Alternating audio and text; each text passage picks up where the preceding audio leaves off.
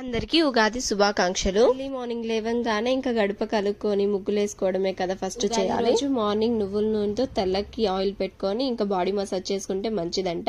అందరు అలానే చేయాలి అనేసి అని చెప్పారు. మేము పార్తుకి ఆ ప్రాసెస్ కంప్లీట్ చేసుకొని ఇంకా రెడీ అయిపోయి అందరము కూడా ఇంకా ఉగాది పచ్చడి చేసుకోవడానికి వచ్చేసాము.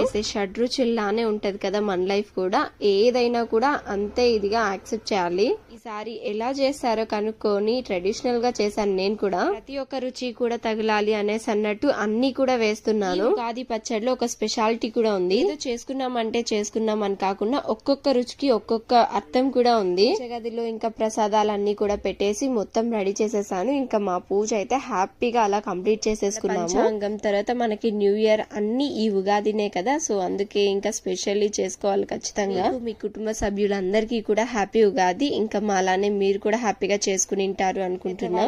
బట్టలు పెట్టుకోవడం కూడా కంప్లీట్ అయిపోయింది.